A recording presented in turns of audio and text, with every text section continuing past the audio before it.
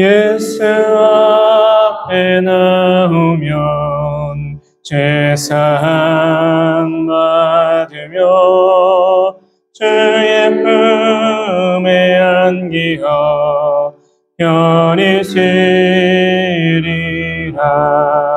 우리 주만 믿으면 모두 그와 얻으며 영생 목랑 면류관 확실히 받겠네.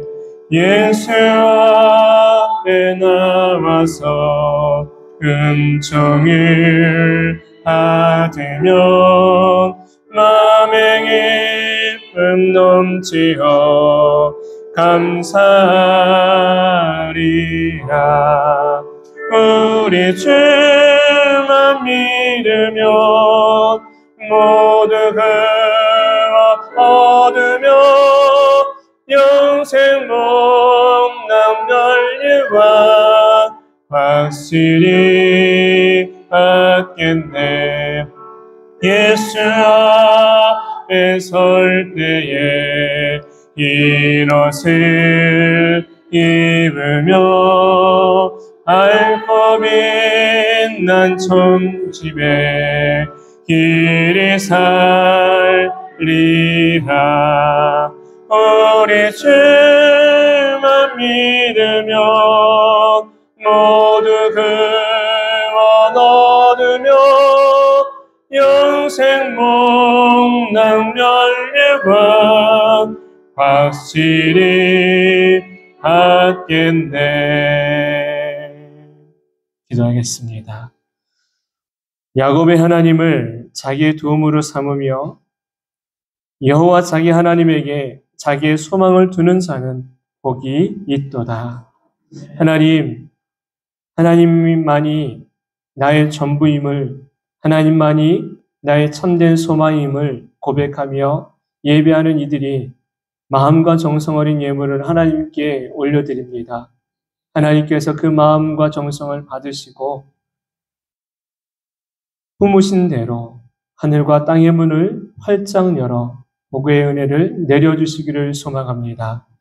육신의 연약한 부분 강건함의 복을 내려주시고 삶의 길 불투명하다고 여겨질 때마다 말씀의 빛이 조명하셔서 귀한 길 걷게 하여 주시며 가정마다 흑암의 영이 떠나가고 평안함의 은혜가 깃들게 하여 주시고 사망의 냄새는 사라지고 향기로운 은혜의 향기가 가득한 가정, 삶의 터전이 되게 하여 주옵소서. 성령께서 붙들어 주셔서 하루하루가 기쁨 있는 삶을 살게 하여 도와주시며 주어지고 맡겨진 모든 일에 저들의 손길이 닿는 그 자리가 그것이 귀한 열매로 맺어질 수 있도록 역사하여 주옵소서. 하나님께서 주시는 30배, 60배, 100배의 열매가 다른 이들의 것 아니라 나의 것됨을 믿고 삶을 살기를 소망합니다. 그런 복된 은혜들이 사랑하는 이들의 삶 속에 이루어지도록 성령님 역사하여 주옵소서. 드려진 마음과 정성 속에 하나님께서 심으신 귀한 뜻, 선한 계획이 온전히 이루어져 가는 것도 보게 되기를 원합니다. 하나님 사랑하는 믿음과 마음이 풍성해져서 그 사랑과 은혜를 이웃들에게 증거함이 있는 복 있는 이들 되게 하여 주옵소서. 감사드리며 은혜와 사랑이 많으신 예수님의 이름으로 축복하며 기도합니다. 아멘. 이제 우리 함께 말씀을 나누어 보도록 하겠습니다. 오늘 함께 나눈 말씀은 사사기 6장 12절부터 16절까지의 말씀입니다.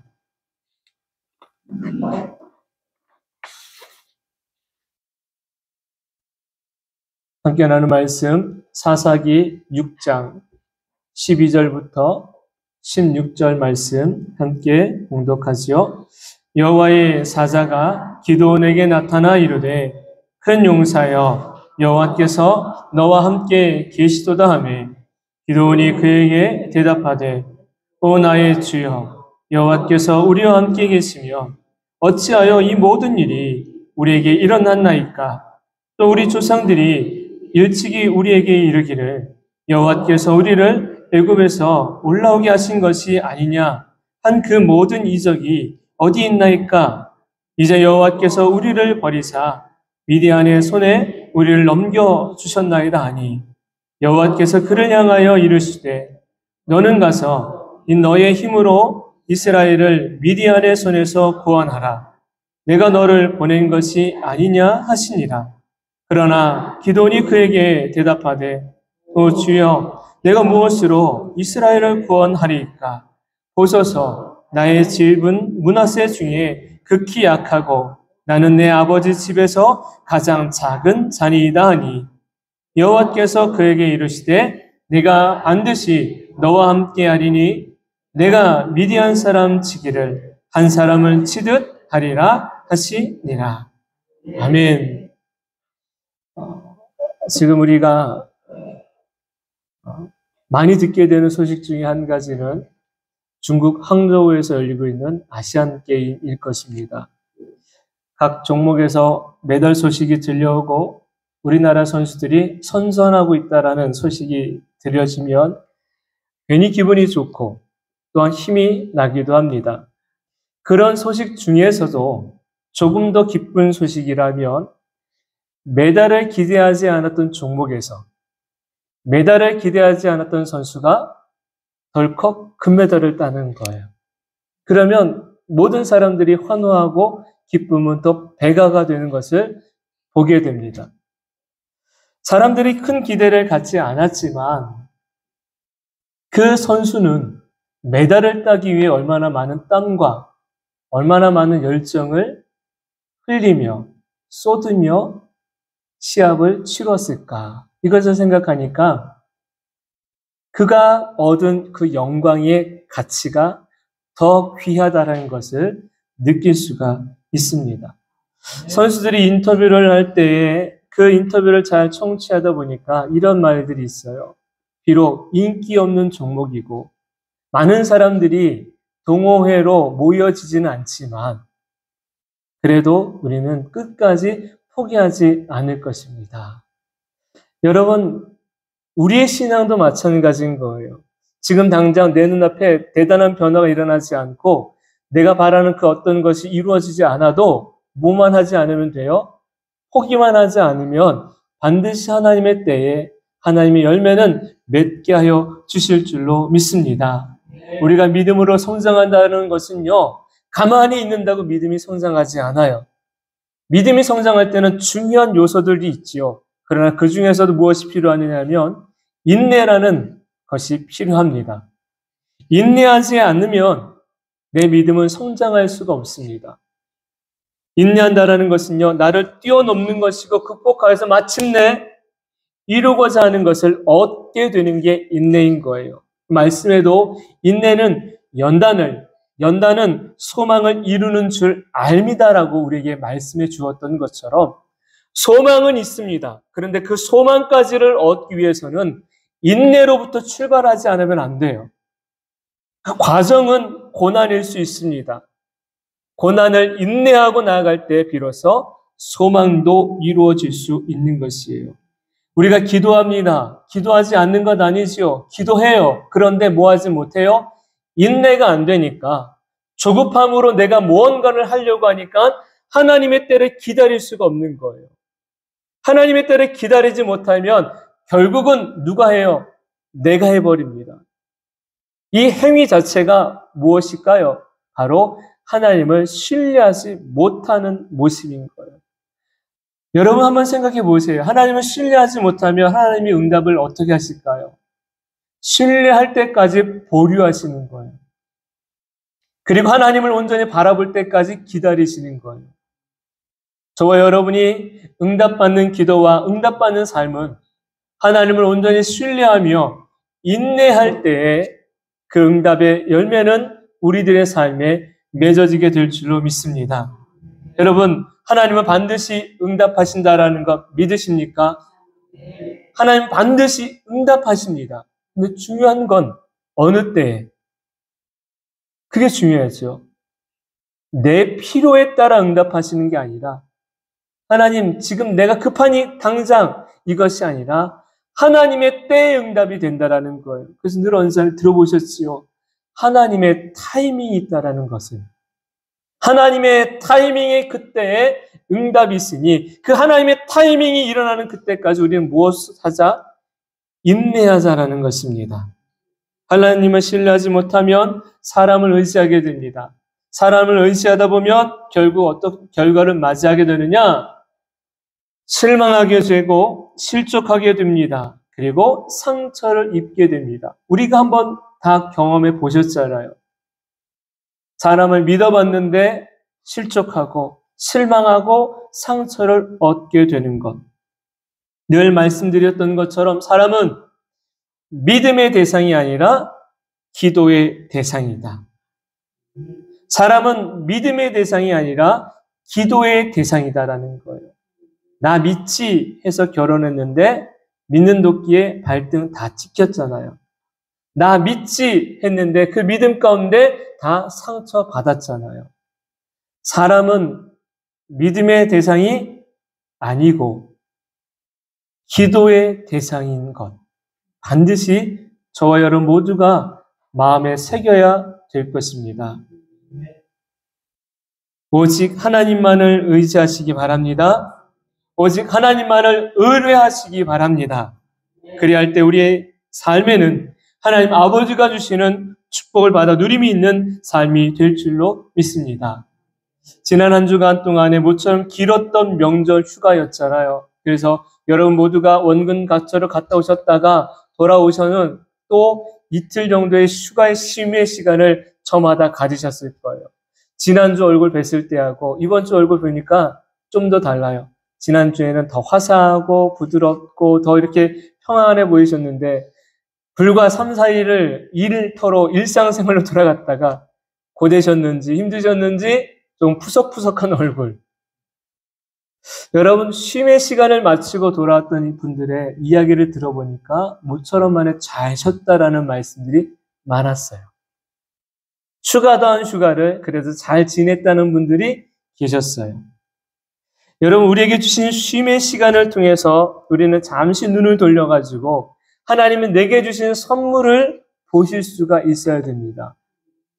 하나님 늘 언제나 우리에게 무엇을 주시냐면 선물을 주세요. 시간도 선물, 건강도 선물, 하루하루가 선물인 거예요. 그 선물을 선물로 여기지 못하는 자는 마음이 삭막한, 메말라버린 심령인 거예요. 굉장히 감성적인 사람은요, 자그마한 바람에 나부끼는 그 나뭇잎만 봐도 가슴이 설레요. 색깔이 물들어가는 그 단풍만 봐도 어머어머어머 그래요. 여러분 하나님이 우리에게 주셨던 또한 주시고 계시는 이 놀라운 선물을 여러분 받으셨으면 만끽하시고 누리실 수 있게 되기를 바랍니다. 저도 지난 명절의 기간 동안에 친정에 갔어요.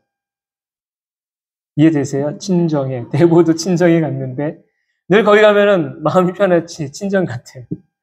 친정에 갔는데 잠시 쉬고 있을 때 가족 한 분이 밤을 주워가지고 오셨는데 무려 어림 잡아 보니까 쌀 한 가마니 한 20kg는 좀 넘을 것 같아요. 20kg 정도 넘을 만큼의 밤을 주워가지고 오신 거예요.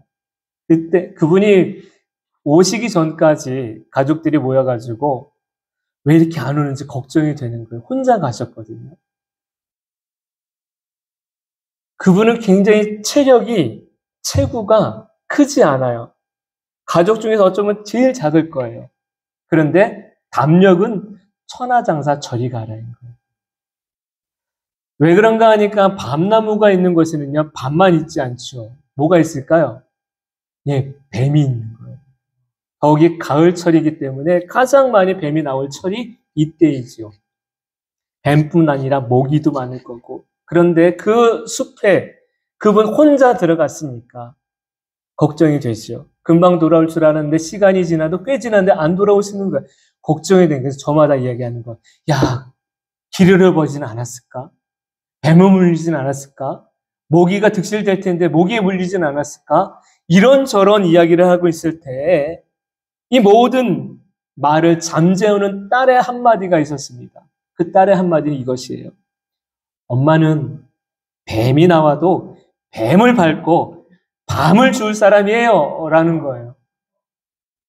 엄마는 뱀이 나와도 뱀을 밟고 뭘 줄 사람이다? 밤을 줄 사람이다. 정말 밤을 많이 주어가지고 오셨어요. 그래서 그 밤을 온 식구가 나눠가지고 다 가지고 돌아왔습니다. 여러분 어떤 의미인지 아시겠어요? 담대함이 있으면 이루고자 하는 것을 반드시 얻는다라는 것입니다.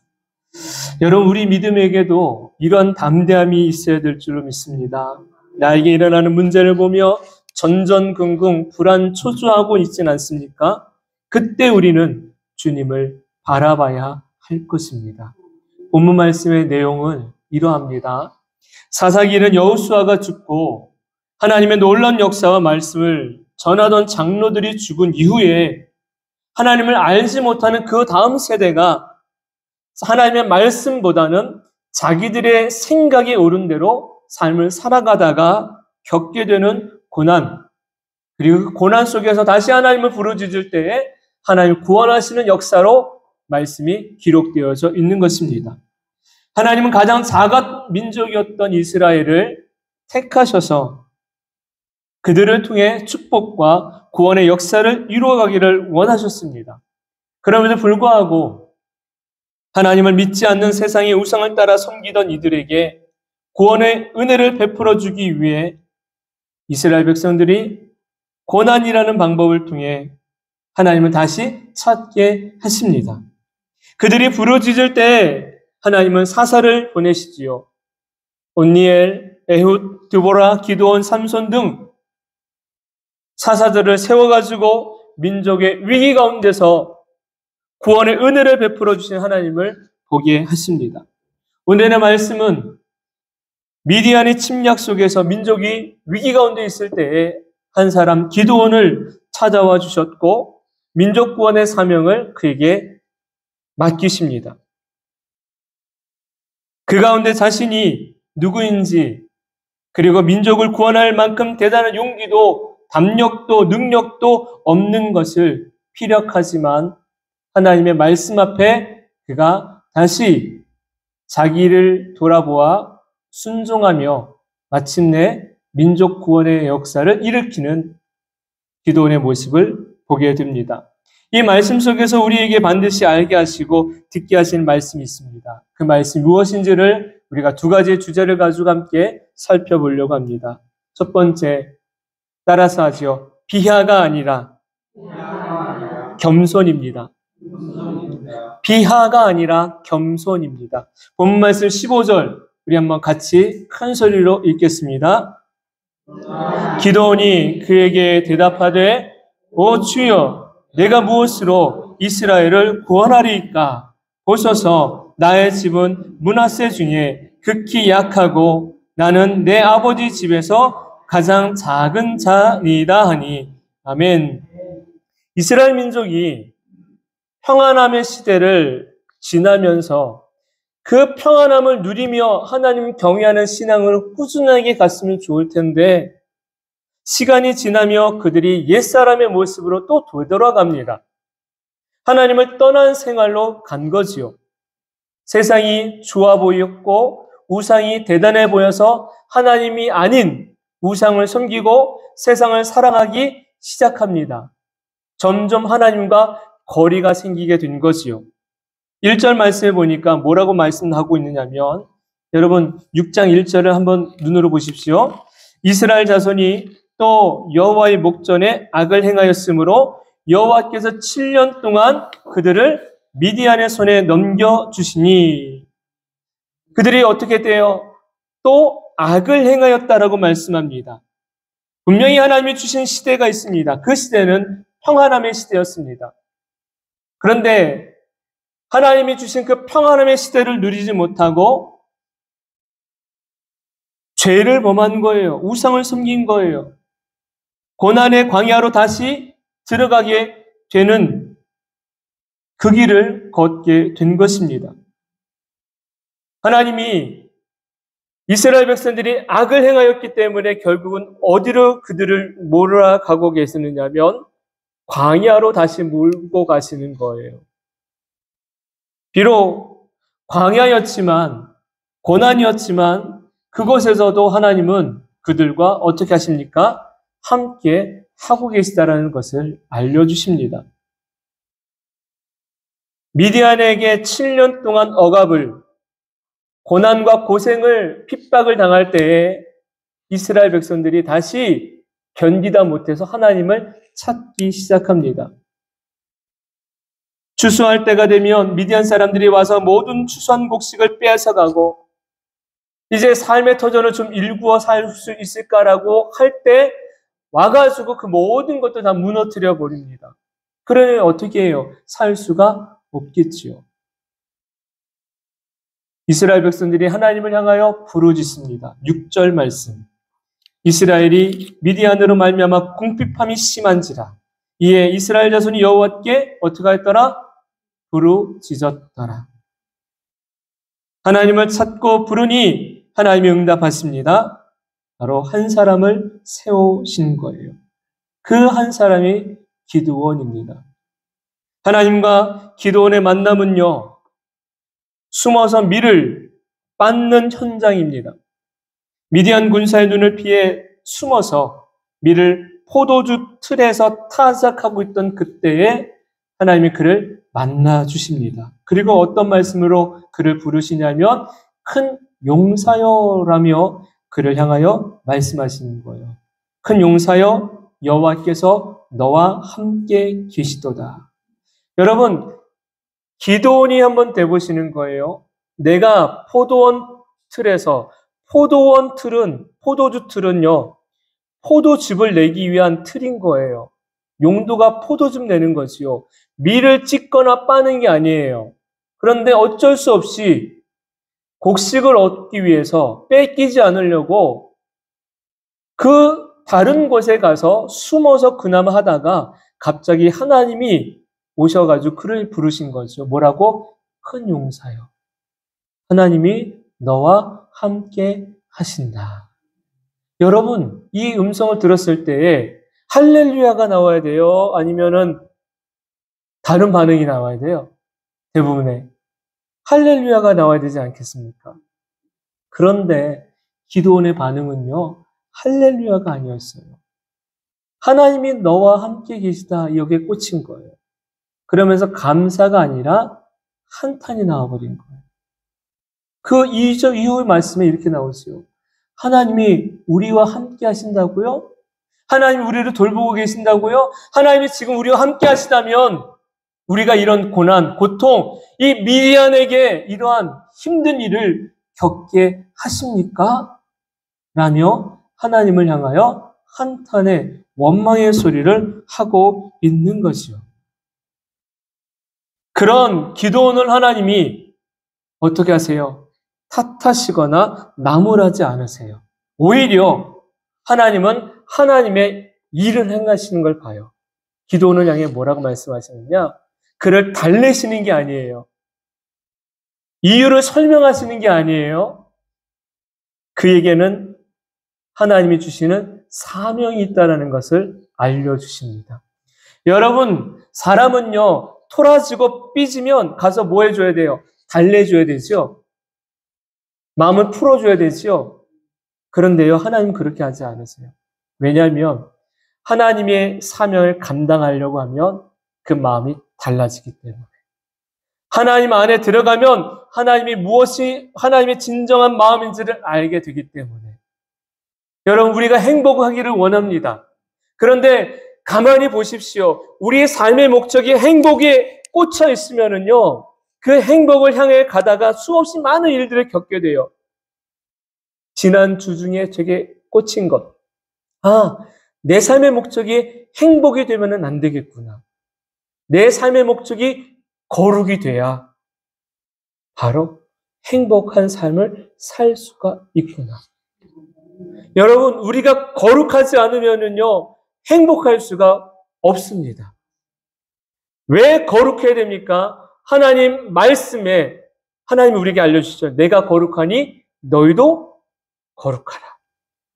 하나님 앞에서 거룩한 삶을 살려고 하나님 말씀 안에 머물려고 하나님의 말씀하신 것에 따라가려고 힘쓰면 자연히 행복은 내 삶에 들어와 있게 됩니다. 삶의 방향과 목적이 행복을 쫓아가다 보면 뭘 잃어버리느냐면 거룩을 잃어버리게 되는 거예요. 그런데 거룩을 향해 쫓아가다 보면 행복도 오게 되고 축복도 얻게 될 줄로 믿습니다. 하나님 우리에게 가장 귀한 것을 먼저 보여주신 거예요. 왜 거룩하라고 말씀하셨는지, 왜 사랑하라고 말씀하셨는지, 왜 기도하라고 말씀하셨는지, 왜 주를 의지하라고 말씀하셨는지 그것을 바라보고 가게 되면 그 속에서 한 놀랍게 경험하게 되는 하나님의 은혜를 우리는 만나게 되는 것입니다. 기드온이 자기를 찾아와서 말씀하신 하나님, 큰 용사라고 했을 때 하나님, 내가 지금 어떤 상황, 어떤 형편 있는지 혹시 모르시고 나에게 찾아오셨습니까? 나는 므낫세 지파 중에서 가장 작은 자입니다. 내 아버지가 작은 자이고 또한 그 아버지의 가정 안에서도 가문 안에서도 나는 지극히 작은 자입니다라며 하나님께 자기를 소개를 해요. 왜 이런 소개를 합니까? 다시 말하면 하나님 지금 뭐 하신 겁니까? 실수하신 겁니다. 나처럼 이렇게 아무런 힘도 능력도 자격도 없는데 나를 큰 용사라고요? 그리고 내가 민족을 구원할 거라고요? 하나님 실수하신 것 아니세요? 여러분 하나님은 실수하실까요? 안 하실까요? 확실히 실수하세요? 안 하세요? 그럼 하나님이 여러분은 자녀 삼으신 거 실수예요? 아니에요? 믿으십니까? 맞아요. 하나님은 절대 실수하지 않으세요. 내가 정말 말할 수 없이 부끄러운 인생의 삶을 살았을지라도 하나님이 구원하기로 작정한 사람이라면 반드시 하나님은 구원의 은혜를 베풀어 주시는 줄로 믿습니다. 우리 윤 집사님이 아까 기도하실 때 내가 너를 지명하여 불렀나니 너는 내 것이다 라고 하셨던 말씀처럼 이사야서 43장 1절에 있는 말씀처럼 내가 너를 지명하였다라는 거예요. 하나님 참 누가 봐도 그 인생은 죄송해요. 개차반처럼 살았잖아요. 말도 안 되는 인생을 살았잖아요. 그런데 그를 지명하셨다고요? 그 고백을 한 사람이 바로 성 어거스틴인 거예요. 어거스틴 인생은요, 누가 봐도 정말 불행한 삶, 불량하예요. 불량품 인생이라고 말할 수 있어요. 그런데 그가 어떻게 놀라운 하나님의 복음을 전하는 자로, 위대한 사명자로 살 수 있었을까? 하나님이 그를 지명하셨기 때문인 줄로 믿습니다. 저와 여러분의 인생도 마찬가지인 거예요. 우리의 인생을 하나님이 지명하셨기 때문에 내가 여기에 와 있고 말씀을 듣고 하나님을 아버지라고 부를 수가 있게 된 것입니다. 그런데 기드온이 하나님 실수하신 겁니다라는 마음을 깔고 하나님께 이렇게 말씀드리는 것은요. 인간의 죄성 때문인 거예요. 교만이고 오만이고 그리고 하나님도 실수할 수 있다는 그런 그릇된 신앙의 자세가 우리 안에 있다라는 것입니다. 처음 모세에게 하나님의 사명을 주실 때에도 모세가 3번 하나님께 핑계 아닌 핑계를 대며 이야기합니다. 나는 말을 잘 못하는 사람입니다. 나는 입이 뻣뻣한 사람입니다. 주여 보낼 만한 자를 보내십시오. 다시 그 이야기는 뭐예요? 의미는 뭐예요? 하나님 지금 실수하시는 겁니다. 그런데 하나님 실수하지 않으시죠. 그 말에 모세의 말에 하나님이 어떻게 반응하시느냐면 노하셨다라고 말씀합니다. 그리고 그가 해야 될 말과 해야 될 일들이 무엇인지를 알려주시겠다고 말씀하시며 내가 너와 함께 한다라고도 가르쳐 주셨습니다. 여러분 모세가 스스로 낮추는 것 같습니다. 그런데 하나님 앞에서 모세는 스스로를 비하시킨 것이고 그것은 곧 하나님을 기쁘시게 한 것이 아니라 오히려 하나님을 노하게 만든 것입니다. 또 하나 예를 들자면요. 이스라엘 백성이 하나님이 주시기로 약속한 가나안 땅을 정탐하고 오잖아요. 그리고 그 땅에 대하여 평가를 내립니다. 그 평가를 어떻게 내리고 있느냐면 말씀 한 군데를 우리 다 같이 찾아볼게요. 민수기 13장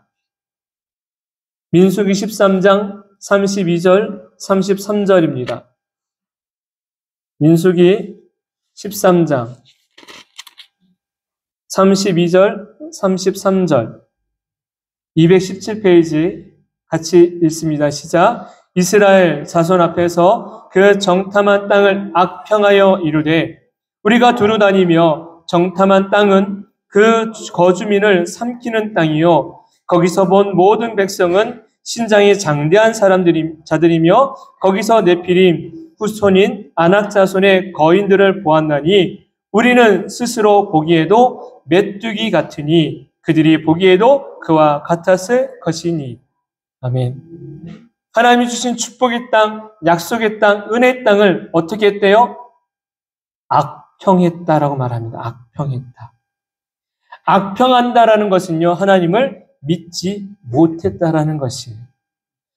스스로 작게 여기는 것, 다시 말해서 겸손함은 하나님의 축복을 불러오지만 비하시키고 폄하시키고 악평하는 것은 하나님의 진노를 불러일으킨다라는 것을 기억하시기 바랍니다. 내가 하나님 앞에 맡기신 사명과 맡기신 직분 앞에 스스로 하나님 믿음 안에서 겸손한가 아니면 교만한 가운데서 비하하고 있는가? 비슷한 것 같지만 분명히 다르다라는 것입니다. 우리는 비하의 삶을 사는 것이 아니라 겸손의 삶을 살아야 됩니다. 하나님 말씀하시는 것을 폄하시키는 말을 하는 것 아니라 감사함으로 그 말을 받고 믿는 자의 삶이 되어야 할 줄로 믿습니다. 하나님이 그렇게 하시겠다고 했는데 아니요라고 손사래를 치는 것은 결국 내게 뭐가 없는 거예요? 믿음이 없는 거예요. 저와 여러분의 겸손을 가장한 하나님을 믿지 못하는 언행이 내게는 얼마나 많았습니까? 비하의 삶을 살았다면 겸손의 삶의 자리로 가야 합니다. 진정한 겸손은요, 이거예요. 나는 작은 자이기 때문에 아무것도 난 할 수 없습니다. 하지만 하나님을 바라보고 하나님을 의지하고 가겠습니다. 이게 진정한 겸손인 거예요. 나는 아무것도 할 수 없기 때문에 하지 않을래요라는 게 아니에요.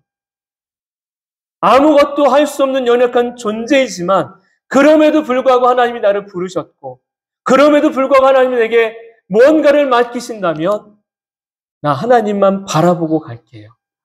그게 진정한 겸손의 자세인 거예요. 이제 다음 주에는 우리가 교회에 중요한 항존직 직분자를 세우려고 합니다. 해마다 임명을 받는 집사와는 다른 거예요. 항존직 직분자는 장로와 권사가 있는데 우리 교회는 아직 장로가 세워지지 않았기 때문에 지금 서결자 권사님, 김나영 권사님, 민혜식 권사님 세 분처럼 권사의 직분을 세울 일꾼 두 분을 세우려고 합니다. 그러려면 어떻게 해야 되느냐? 우리가 주어진 이 한 주간 동안 온 교회 성도들이 하나님 마음에 합당한 직분자가 세워질 수 있도록 같이 기도해야 되는 거예요. 기도하지 않으면 안 됩니다. 누가 되겠지? 나랑 상관이 없으니까 그게 아니에요. 교회를 든든히 세워가고 하나님의 귀한 사역을 감당하기 위한 직분자를 세우려면 우리가 마음이 모아져야 되고 기도의 방벽으로 쌓아야 됩니다. 반드시 다음 주에는 그동안 나오지 않았던 이들도 함께 나와서 같이 참여하고 기도의 무릎을 함께 모아주시기를 바랍니다. 두 번째 말씀은 이것입니다. 메뚜기 심장을 사자의 심장으로 만들라. 따라서 하죠. 메뚜기 심장을 사자의 심장으로 만들라. 우리 16절 말씀 같이 읽을게요. 시작.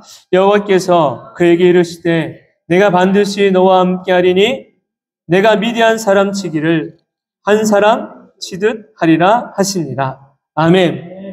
여러분, 하나님께서 모세와 여호수아 그리고 수많은 믿음의 선조들에게 동일하게 격려하시며 주신 말씀이 있습니다. 그 말씀 바로 뭐냐면 강하고 담대하라라는 것입니다. 강하고 담대하라. 믿음의 길은요, 담대함의 길입니다. 담대하지 않으면 믿음의 길을 갈 수가 없습니다. 사명자의 길은요, 어떤 자기 유익을 위해서 가는 길이 아니에요. 하나님의 사역을 감당하는 길이기 때문에 담대하지 않으면 가기 어렵습니다. 그 길목에는 수많은 난관이, 어려움이, 장애물이 존재하기 때문에 아까 서두에 말씀드렸지요. 엄마는 뱀을 밟고도 밤을 주울 사람이야 라고 했던 것처럼 우리가 장애물을 넘어갈 수 있는 담대함이 있어야 믿음의 길을 갈 수가 있는 것입니다. 이스라엘 백성들에게 반드시 주신다는 약속의 땅 가나안. 그러나 그 땅을 정탐하고 돌아왔던 백성들이 땅을 악평하며 그 땅에 있는 거민들을 보고 자기를 보니까 마치 비교가 되는 거예요. 어떻게 비교합니까? 자기들은 무엇과 같다? 메뚜기 같고 그 땅에 있는 사람들은 거인이다라는 겁니다. 다시 말해 그런 마음을 가지니까 뭘 얻지 못해요. 하나님의 땅, 가나안 땅을 얻지 못하더라는 사실. 그래서 어떤 결과를 맞이합니까? 40년 동안 광야를 돌다가 메뚜기의 심장을 가지고 있던 이들은 광야에서 죽고 맙니다. 하나님은 우리에게 어떠한 마음을 갖길 원하시냐면 메뚜기 심장이 되지 않기를 원하세요. 믿음 없는 심장이 되지 않기를 원하십니다. 불안불안하게 사는 인생 말고 사자의 심장으로 하나님 나라를 바라보며 하나님 주신 축복을 기대하며 살아가기를 원하시는 겁니다. 두려움이 있으면 그 두려움 때문에 움찔거려서 축복의 땅 가나안 땅을 들어가지 못합니다. 여러분, 나의 마음은, 나의 믿음은 메뚜기의 심장입니까? 아니면 사자의 심장입니까? 사자의 심장처럼 두려워하지 말고 앞을 향해 전진해 갈 수 있게 되기를 소망합니다. 모세도 연약한 존재였고 여호수아도 연약한 존재였고 기드온도 연약한 존재입니다. 저와 여러분도 연약한 존재입니다. 하지만 사자의 심장을 가지니까 모세는 홍해를 건넜고 여호수아는 요단을 건넜고 여리고성을 함락했고 기드온은 미디안의 14만 5천을 대적하여서 승리를 얻을 수 있었던 거예요. 나에게 안에 사자의 심장을 가지면 내 삶에 오는 문제를 들여밟고 나아가게 될 줄로 믿습니다. 어떤 심장을 갖느냐가 중요합니다.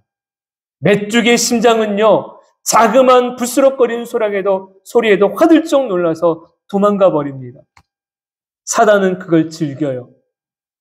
어둠의 영은 그걸 너무너무 즐깁니다. 그래서 내 삶의 주변에 여러 가지 문제거리를 만들어 놓고 그 문제를 보며 겁내서 도망치는 우리를 바라보며 즐기고 있다는 사실이에요. 하지만 사자의 심장을 가진 믿음을 있으면 사단의 장애물, 그것을 넉넉히 이기고 나가 하나님이 주시는 복된 은혜를 얻게 될 줄로 믿습니다. 우리 모두는 인생의 언덕을 지나가야 돼요. 그 언덕을 넘어가야 가나안 땅을 얻을 수가 있는 것입니다. 언덕 언저리에서 주저앉지 마시고 언덕을 넘어가는 아름다운 성도 모두가 되기를 소망합니다. 기드온에게 하나님이 주신 말씀, 너는 큰 용사다라는 말씀과 함께 또한 더불어 어떤 말씀을 주시냐면 내가 너와 함께 하리라 라는 것입니다. 내가 너와 함께 하리니 너는 아무것도 두려워하지 말고 다만 모든 일에 기도와 간구로 너의 구할 것을 하나님께 감사함으로 아뢰라. 아무것도 염려하지 말라라는 거예요. 사자는요 두려워하지 않아요. 사자는 무서워하지 않아요. 사자는 토끼를 보고 여우를 보고 겁내지 않아요. 오히려 한 소리를 냅니다. 으르렁. 그 소리를 낼 때에 그 모든 것들이 도망치죠. 여러분, 우리가 내야 될 소리가 있습니다. 우리가 내야 될 소리는 바로 예수 이름의 소리입니다. 예수 이름의 소리, 예수 이름의 능력이 저와 여러분의 입술 가운데, 삶 가운데 울려 퍼져야 될 줄로 믿습니다. 요단강은요, 경력으로, 경험으로 건넌 것이 아닙니다. 요단강은 사자의 심장을 가진 믿음으로 건너간 거예요. 기드온이 싸워야 될 미디안은요, 숫자적으로, 무기로 싸워야 될 것이 아닙니다. 사자의 심장을 가진 믿음으로 나아가야 되는 것이에요.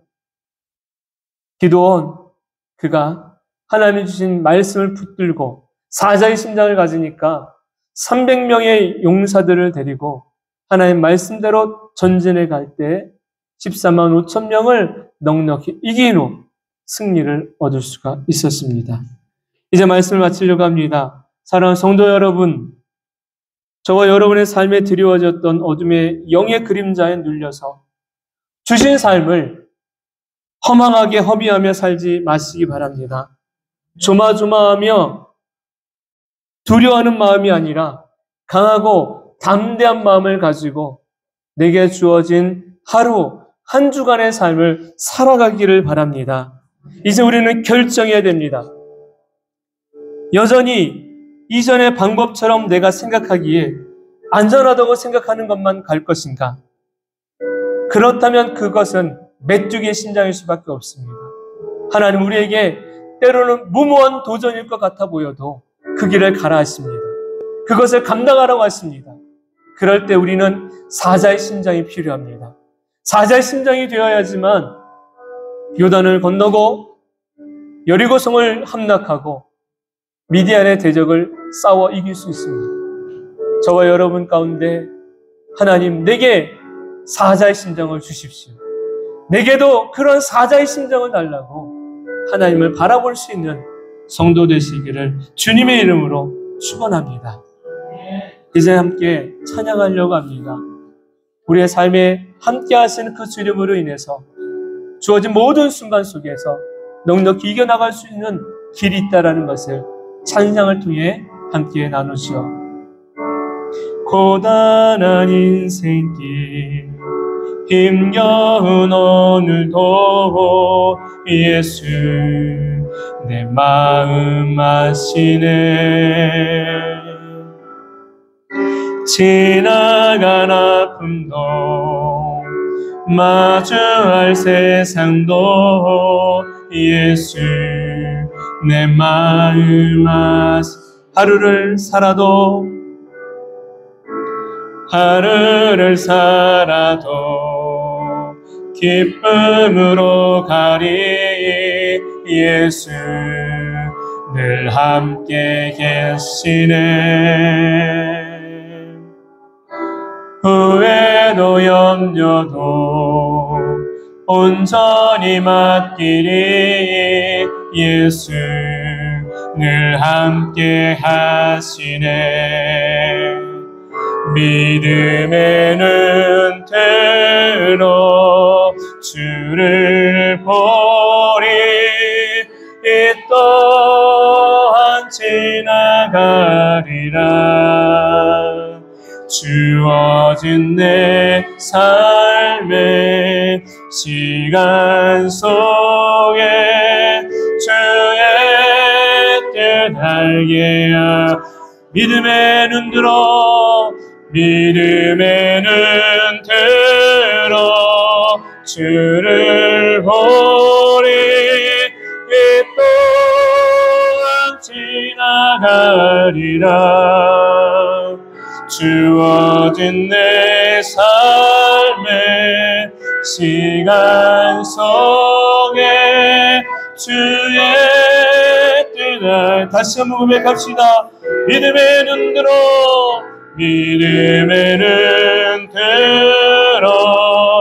주를 보니 이 또한 지나가리라. 주어진 내 삶의 시간 속에 주의 뜻 알게 하소서. 하나님, 우리 인생의 삶에는 참으로 많은 일들을 겪게 됩니다.